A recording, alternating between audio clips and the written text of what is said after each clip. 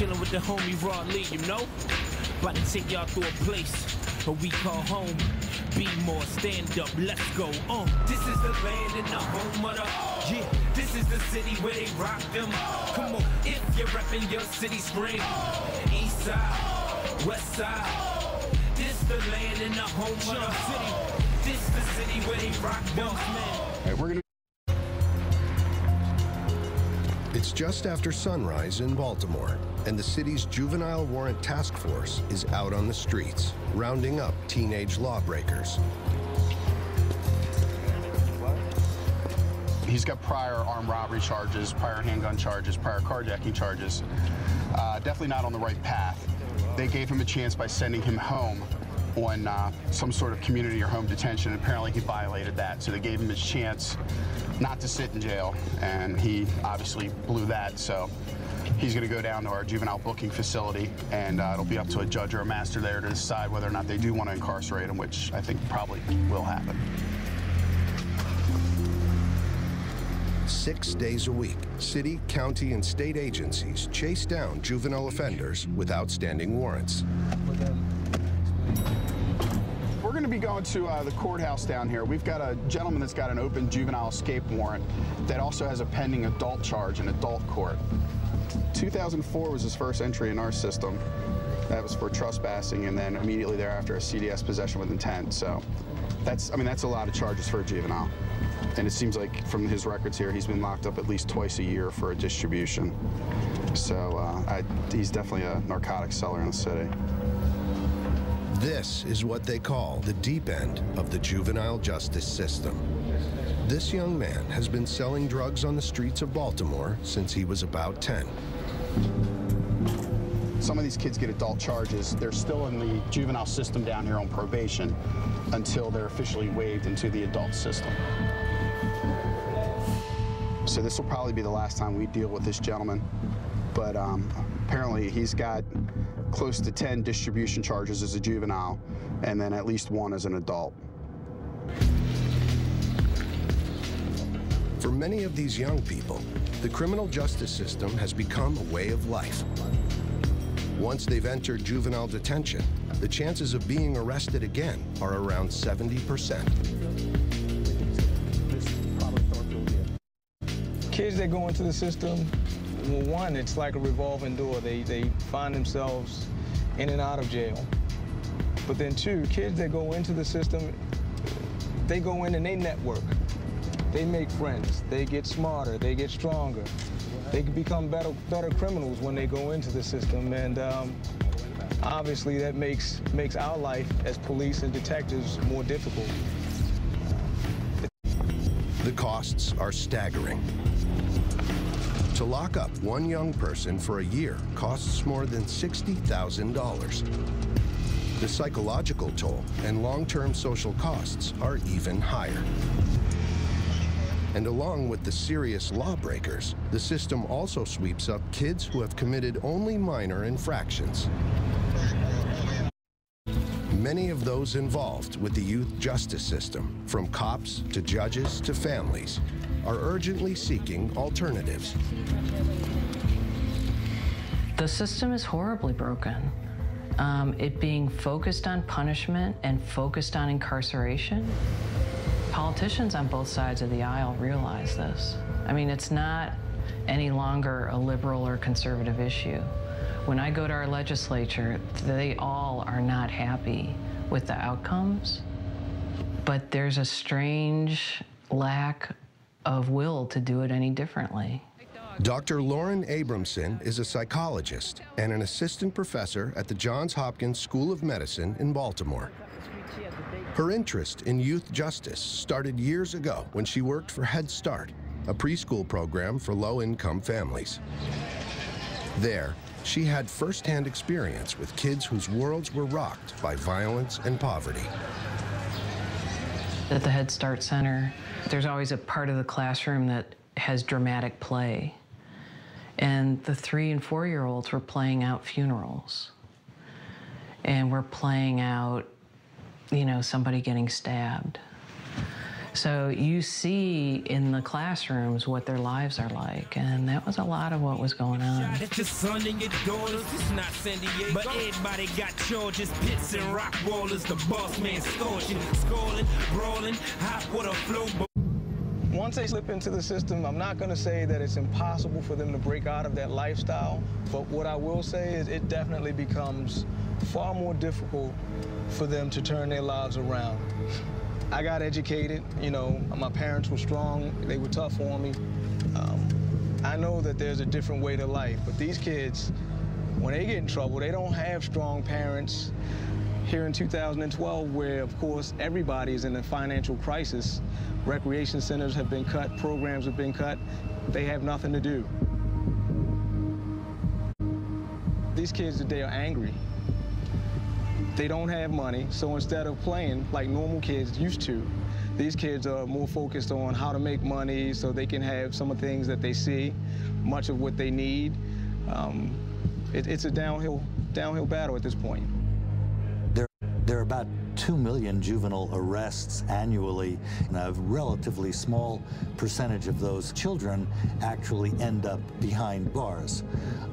That having been said, the United States locks up children at rates far in excess of similarly situated countries. We lock up kids at a rate of about 17 times greater than France, for example. Now, there's nothing in our rates of delinquency to account for that huge disparity. We think the pathway to public safety is paved through the penitentiary, and we happen to rely on incarceration far more than similarly governed countries. The best research we have about delinquency in the United States indicates that 9 out of 10 teenagers engage in delinquent acts. So delinquency in America is a normative phenomenon, very common to adolescents. Of that 90%, about 36% of the kids suffer an arrest. The other kids, they're like me, they were lucky they didn't get arrested. Only about 25% of these kids are locked up for violent acts.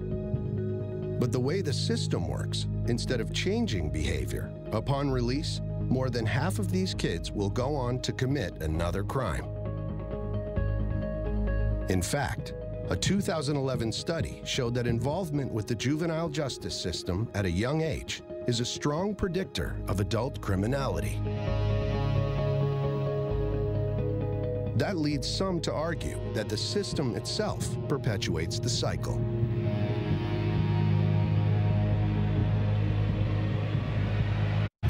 If you take a kid, a 16-year-old, and you expel him from school under zero tolerance for a fight in the schoolyard, and you prosecute him or her in the juvenile justice system and sentence them to a year in a youth corrections facility that's 300 miles from their home, you are doing exactly the opposite of what the research would imply you ought to do if what your ambition is to maximize the odds that these kids can succeed as adults.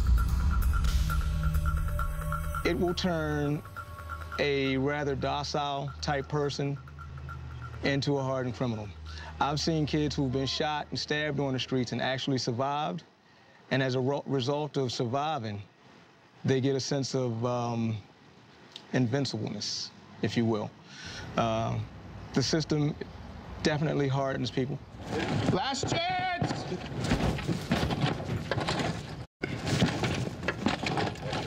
To Lauren Abramson and others, the challenge was to figure out a way to push the system to produce better outcomes for young people. Police department! Police! She lives around. Based on her work in the community and her own research, This is one of the best ladies in the world that I know. Lauren suspected that the answer might be found in a powerful but controversial approach, one that relied on emotions. Lauren had studied with a revolutionary psychologist named Sylvan Tompkins, who contended that one of the key motivators of human behavior was emotion.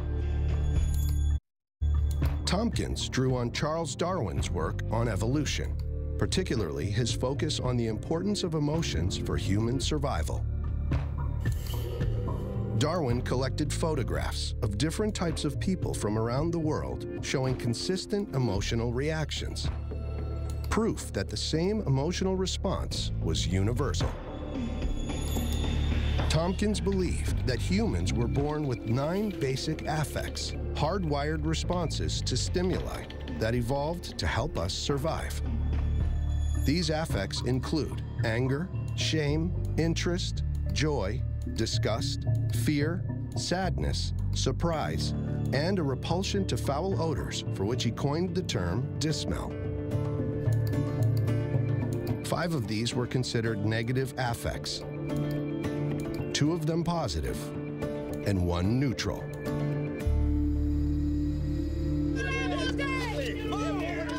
Lauren had worked enough in the juvenile justice system to know that the majority of experiences both offenders and victims had were overwhelmingly negative. Do you understand, sir? And then kids are stuck angry.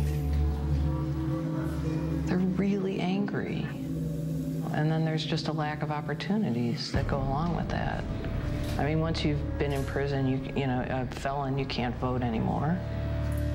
Many places you can't get a job. And it just sets this spiral of a lack of opportunity. And it's devastated our country. It's marginalized whole groups of people. For Lauren, ordinary thinking wasn't going to change the situation. It needed something radical.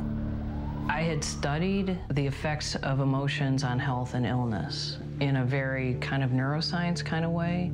And then I had community work that I was doing.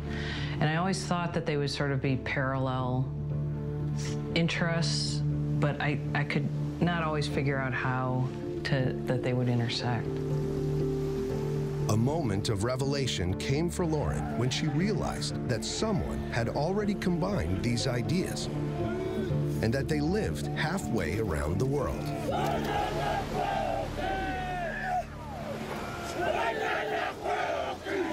For nearly 1,000 years, the Maori people have called the islands of New Zealand home.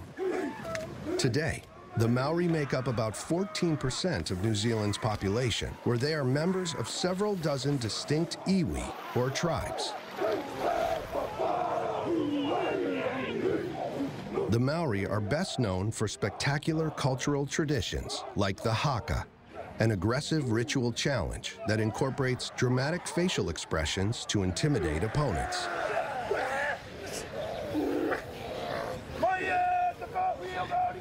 They are less well known for an effective approach to justice that gives Lauren hope for Baltimore.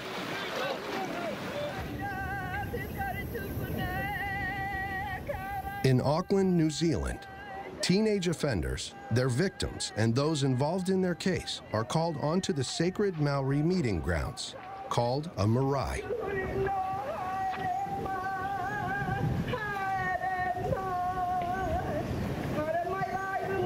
And once the call has been made by one of the women of the marae, then the guests start to move forward onto the marae. So they're walking with this assurance that there is a warmth of welcome being extended to them, notwithstanding who they are, notwithstanding what crime they have performed. When they come on, these young people, they are equals. You never get that in a court. New Zealand law prohibits revealing the identity of juvenile offenders, so their faces have been intentionally blurred. It's fascinating watching them coming onto the marae with the police who arrested them as part of the pohiri. They're all standing together. After they are welcomed, in a ritual called powiri, they enter the house and greet one another with an embrace and the traditional Maori greeting called a hongi. Touching both nose and forehead represents the exchange of the ha, or breath of life. This is one of the strengths that our Maori environment can provide. It is therapeutic in that sense. The therapy begins even before the judgment is made. Then the people would say, hey, he ori te tata, we are now one. So your status now becomes merged with the rest of your hosts. This is one of the final steps of the juvenile court procedure, but the process is based on a centuries-old Maori tradition called a hui. The tradition required offenders and victims to meet with tribal elders and key family members to talk out the problem and settle it themselves with an agreement. The modern version of this process is called a family group conference. Aspects of our culture like karakia, prayer, mihi, acknowledgement, waiata, singing, they all play their role in the process. If anybody comes in like with inappropriate attitudes, angry or frustrated, you know, the use of karakia is a way of diffusing all those types of things, and it puts everyone on the same playing field. And once everybody is down on the same level, then we're ready to communicate with one another effectively. And most importantly, we want to see no more burglaries in particular. Okay. In this session, the presiding judge and a group of tribal elders are evaluating how the offender is complying with the terms of his conference agreement. Motu katoa, and welcome to you all. The elders intentionally put the proceedings in cultural terms, reminding the offender that he's part of something bigger. Kia ora, and kia ora to all our whānau and our kaimahi and our kaitautoko, all the supporters. In addition to the official authority of the court, this location has symbolic power. The marae is the figurative home of all Maori, and yet each Maori iwi, or sub-tribe, has its own unique marae. The elaborate carvings tell stories of their particular ancestors and history. By bringing them to the marae, it's not a soft option, because all of those protocols that are observed when you come to the marae have been observed ever since Maori arrived here in this country. In Maori villages in the past, a crime would throw the community out of balance.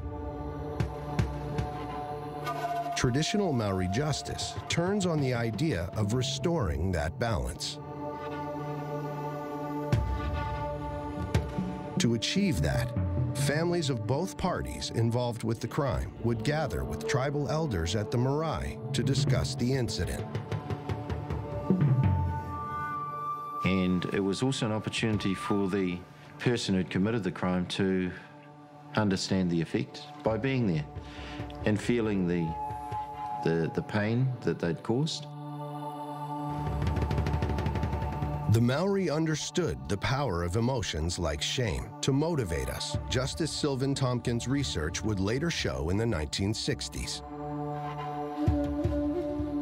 The group decided together what the consequences would be for the crime, a decision based on the Maori concept of utu, or reciprocity. The perpetrator and his family had to compensate for loss or damage with a payment of food or property.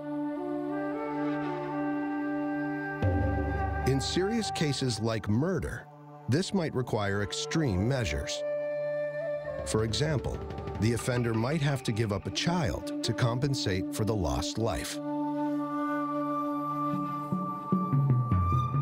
There was the idea that by coming up with a plan of making amends, that would achieve reconciliation and it would achieve a restoration of the balance that had been upset by the crime. In New Zealand's youth justice system, the focus has shifted away from an adversarial approach towards restoration and rehabilitation. The punishment focus has not been particularly successful for the young people we're dealing with. So instead, to bring the young offender into balance, not just with his victim, but with his tribe and community, Judge Tau Maunu suggested a cultural immersion. And one way of doing that was to return them to the marae and to return them to their roots, their original identity as Maori, and work on that strength work on all of the issues within this context of being here, exposed to the spirit of the ancestors, and to really give them as much assistance as we possibly can to find a new direction in life that doesn't lead to prison. That'll be really important. The Maori tradition has helped transform New Zealand's youth justice system. It's been so successful that it's been adopted in Australia and is making inroads in U.S. cities like Baltimore. You are very lucky. Those who come here are very lucky because people care. They want you to succeed. We want you to succeed. It's important to remember it's a privilege to come here, ko te rangatahi. Okay, you've been given a chance, and it could have gone the other way really easy. At the end of the day, bro, it's all in your hands, okay? So kia kaha, kia maia, kia manawa nui roto I ngā mahi. Toward the end of the proceedings, the offender receives final admonishment and encouragement from his elders. You are our leaders into the future. If we don't say it, if we don't reprimand you and praise you, well, we haven't done. And guide you and love you, and we know that you're capable. All of you have the potential to be the rangatira that our tupuna traversed the largest ocean in the world, the Pacific Ocean. In a final flourish, the young offender, who has been learning more about his cultural roots, rises and performs a traditional haka with a group of supporters.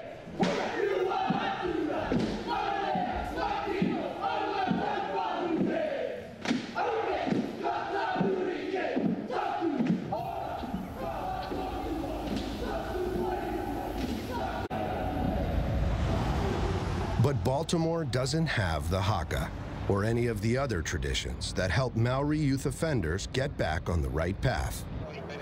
It's just a completely different atmosphere. The kids today have no conflict resolution skills. Everything is final. People lose their lives over simple disputes. Still, Lauren Abramson believed that the same principles driving the success of New Zealand conferences could happen in Baltimore. That the essential elements of the group conference, telling stories, using the power of shame, and empowering the community to come up with a solution were universal. But she wouldn't know if it could work here until she tried it. I was still on the faculty at Johns Hopkins, so in my spare time, I would contact Department of Juvenile Services, schools, neighborhoods, and it took 3 years to get it going. I was nervous then, and I still get nervous when I facilitate, which I think is a good thing. I mean, you never really know what's going to happen in that circle. The security officer who's... By the end of her first 5 years of running the conferencing program, 2,400 people had gone through the process. That meant 290 cases had been diverted from overburdened courts. There's no police report. Most importantly, the preliminary indicators were that kids who had gone through conferencing were far less likely to commit crimes again.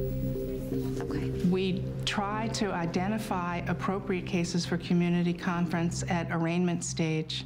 The arraignment stage is when the case first comes in and the youth is arraigned, told what the charges are against him.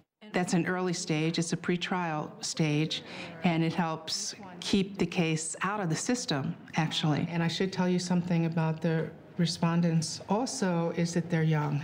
The cases we most refer to community conferencing are assaults, thefts, and malicious destructions. There are cases that involve a victim. This is Ms. Bartlett, the manager of the property. Because it's low tech and low admin, a single conference costs 90% less than a court case. Hey, I think it just happened. Go from there. And conferences usually take place within weeks of the incident, while cases that go to court are often delayed for months. Let you know. 95% of conferences are successful. This is partly due to intensive training of facilitators. who follow a very specific, simple script. Give it a couple of weeks. Misty Fay has been facilitating conferences for 12 years. I'm going to go around and say who everybody is, just so you all know each other. And then you're going to talk about what happened. Conferencing can be especially effective at handling cases that clog up the system. And when everything's said and done, you're going to... These boys broke into a neighbor's house and stole a roll of toilet paper. They've been charged with first-degree burglary, petty theft, and destruction of property. And this is Mr. Epps. It may seem trivial, but first-degree burglary is a felony charge. Damani. We were outside playing football, just having fun outside playing football. And this lady came out and told us that we were too loud and we couldn't play football there because she was trying to sleep. So we had moved over to this little area, and Trey Shaw had noticed that there was a hole in the window in the screen. I went over there and I was like, and I seen the toilet paper right there, and that's when I seen the hole. I was like, and that's when I was laughing and stuff. He had told Zumari like you could reach through there and grab it, and Desmond kept telling him don't do that, but Zumani took it anyway and he threw it. I was just standing there looking, and that's when Mr. Epps and his wife had came. And he said since nobody wanted to get parents, then they were going to call the police. And that's when the police officer was out there and he was asking us questions. Just to hear like felony, I'm like 10 years old, and if I don't do anything about this, you'll have a felony on you. It just was like, it went from innocent to delinquent and so fast in my eyes. And I was just like, I really didn't know what to do. So I was just kind of like sad and helpless. When we convene a conference, basically we're widening the circle of who's there. It's each of those young people and their family members and the people in their life who they care about and who care about them. When they decide what can be done to make this better, there's 15 people that are part of the solution as opposed to 2 people. You know, you don't go messing with people's stuff. You don't go touching things that don't belong to you. You don't go and touch, even if it is just for fun, just to do something. Because like this gentleman said here, the consequences of that, you get your ass. That's your ass. I don't mean to be using vulgar language, I apologize, but I'm telling you, the severity of it is, you know, we all know how we was all raised to come up. We would have got seriously in trouble. Then had to work to pay it off. Kids can end up in the system for the most ridiculous, just kind of really minor things, and then they're stuck in the system. Or it could have gotten dismissed at court, at which point nobody really learned anything from it. And they're back out in the street doing the same thing within the next day or the next week. Instead, this case was referred from the Juvenile Services Division of the state's attorney's office. If it had gone to court, each one of these boys and their families would have faced a lengthy legal process. His wife and him had came. You got to hire lawyers, so it puts a stress on finances to begin with. And then the offender oftentimes will get punished by the judge, will have a sentence. The victim really has no role in court. So, you know, you're making sure to ask for the parent. The normal process often results in frustration. Nothing is misunderstood. If they go to court and victims are kept quiet and they have to sit there and listen to lawyers arguing and trying to distort things so that they'll win the case, that's just going to make them more angry. And offenders don't get a chance to learn how to do things any differently. And they get punished and sent away, and that makes them angry. What part did my son play in it? We need to be able to express our affect. It's part of our biology. You know, the positive and the negative. We need to be able to give voice to it and to not put a lid on it. And so what conferences really do very powerfully is create a space for people to do that. And when they can give voice to that, then it can shift into something else. As a conference unfolds, everyone gets a chance to tell their story. And come back up. In doing that, the key emotions or affects present in the Maori process come out, like shame. To me, I think, like, it was kind of stupid, because it was just toilet paper. It was, like, really, really stupid. I was 10 at one time, so I do understand the boys get bored and rambunctious, but you violated this man's home, you violated him and his wife by doing something like that. And something that small can actually alter your whole life. Yeah. Because it was just a kid joke. But that's not a joke. You don't do that. At this point, I think that the important thing is for the kids to understand that, number one, I mean, as adults, it happens all the time. You have guilt by association. If there is something going on that you know shouldn't be going on and you stick around, whether you're a part of it or not, you're going down just like you were the one that did it. The sister's right. We could sit here and go around and round and round. You want to give them every chance to say what they need to say so that it can be transformed into something else. And that's the power of it. When that happens, a change takes place in the conference, what the facilitators refer to as the shift. The first thing I would say is, Mr. Epps, I'm sorry that happened. I wish none of this was happening. I honestly mean that. Once I was told that I committed a felony, I got scared. I was mad because I didn't understand any of it. I thought it was just because some toilet paper, so she was going to talk to our parents. I might have to go to bed early or something like that. But no, we all got in trouble for breaking and entering. I was super upset. I was only 10. I didn't want any of this. I'm trying to be a goody two-shoes, honestly. I was looking around. Crime victims who participate in conferences are more likely to get restitution. Someplace to play. Perhaps even more importantly, they help come up with acceptable solutions. You know, get rid of some of that open space. What do you guys think should be done to make this better? What about washing Mr. Epps' car? Something. I mean, something. Yeah, community truck, service. My truck do need. Oh, all right. I do like that. The shift happens for different people at different times, but it's the point at which an individual and or the group change from being feeling all of the negative affects or the negative emotions into seeing something from someone else's perspective and starting to slide down the hill into the more positive affects. You can see it in the circle, you can feel it, you know, like sometimes it's a laughter, like a shared joke. Sometimes it's when somebody cries. It's just the change that signifies that everybody's on their way toward resolution.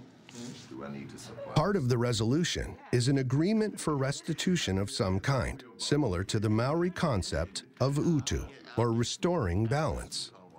In this case, the conference members determined that the boys should pay for repair of the screen and also wash Mr. Epps' truck. I really do believe it has to do with a collective vulnerability, like that we can all feel each other, we can all see each other. Everybody's focused in. My grandmother always used to say, 2 heads are better than one, even if one is a cabbage head.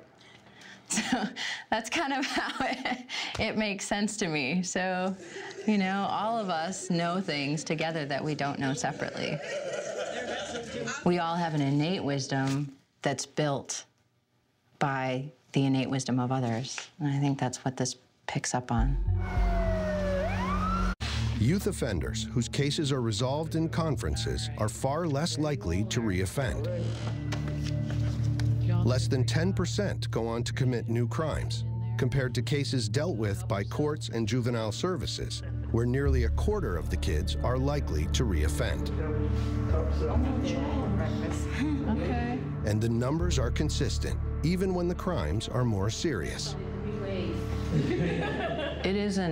It absolutely isn't just about minor cases. A lady's house was broken into in the middle of the night. Her car was taken from the front of her house. We are handling a lot of felony offenses, and we're getting the same kinds of outcomes. 60% lower reoffending, 95% of the time they come up with an agreement that they can abide by. We had a secretary of juvenile services once who said, well, you can use this, but no cases where there's physical harm. I mean, we set up things in our head about what this shouldn't be used for because we need to have the serious justice intervention for those serious cases. I would say, you know, absolutely, this is a serious justice intervention. I think the hard part for people is to acknowledge that we have a lot of capability to resolve these things ourselves. I believe, in large parts, the system actually hinders the growth. By taking a kid and just throwing them in jail and basically forgetting about them at that point, what good are you doing? What yields results is people really working together and really engaged in it. And it can't be the government. It's got to be the people who live there. People can facilitate this process. They can help. The community conferencing center can facilitate it, but they're not the answer. They build a bridge between people to get that done. That's where the work comes from. We're talking about very basic human relationships and a way of dealing with that, which is why I think it's successfully been able to be copied and followed in other countries. It's not something that's owned by Maori, even though the idea is based very firmly in traditional ideas of how Maori resolve disputes, resolve conflicts.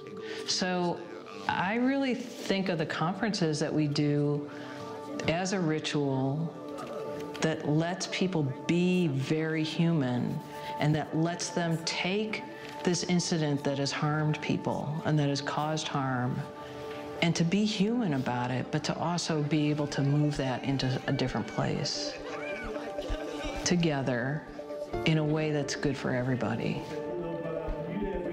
I like the analogy of in medicine in the 70s when they discovered, you know, the clicker that you get to manage your pain medicine. And I apologize. Well, they found out that if people manage their own pain medicine administration, that they used less medicine and got more pain relief because they're doing it themselves. And I'm not mad at you. Here you go. And I think that's what conferencing is like. You have to put in less effort, but you're letting people resolve it themselves, and they come up with incredibly lasting and creative solutions because they get to decide.